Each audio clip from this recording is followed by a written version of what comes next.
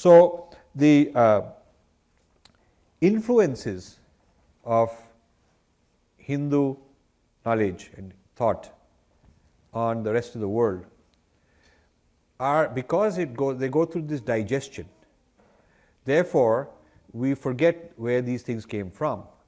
Because these are mapped and because they are decontextualized from the Hindu source and recontextualized as Judeo-Christianity, Western Enlightenment, Western science, some new kind of a jargon, new kind of terminology. Because that happens, therefore, future generations don't even know where it came from.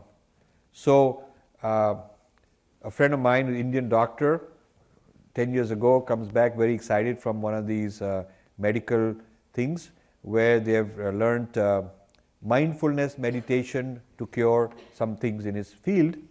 And I told him this is Vipassana.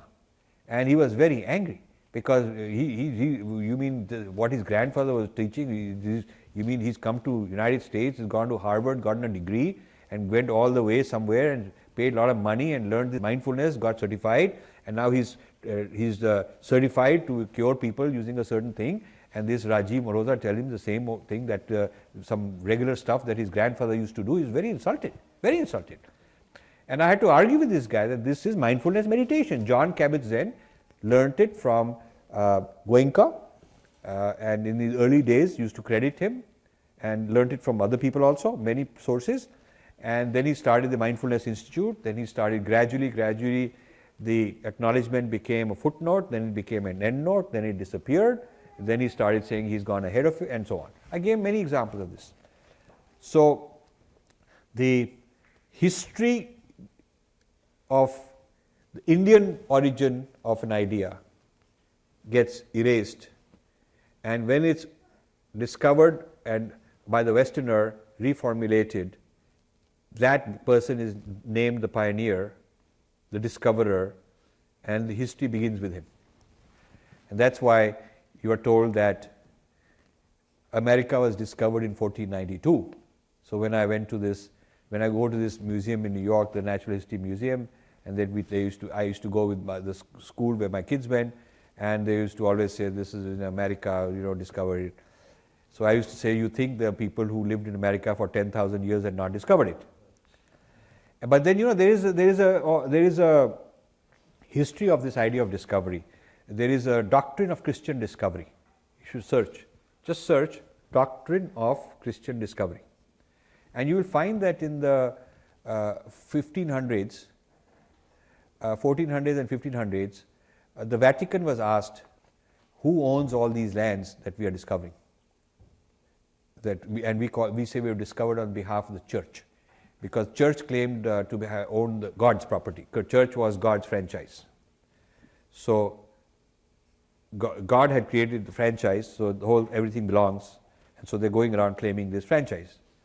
And so when a person discovered, they would discover it on behalf of the church, and so the question was, who owns it and what not.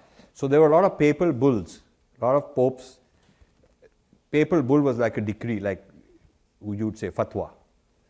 It was Vatican fatwas, papal bull, that's what they were, absolute decrees. And in these decrees it clarified that discovery, when a Christian sent by the Christian church stakes claim, that is a moment of discovery. In other words, discovery happens when we find something. Yeah? Until then it's not really discovery. So that is the doctrine of Christian discovery. And some federal cases were fought in the United States with Native Americans, claiming that, look, this belongs to us. And this doctrine of Christian discovery was used in these arguments, cited. You search doctrine of Christian discovery, you will find thousands of pages of case history in the United States also on citing this sort of proof of discovery because of this papal bull that said that discovery is when Christians discover it.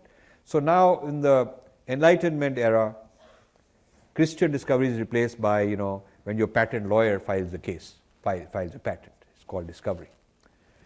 So this notion of ownership and who has discovered it is now this neuroscience is sort of the discovery of mindfulness meditation, and all the other traditional things that go with it.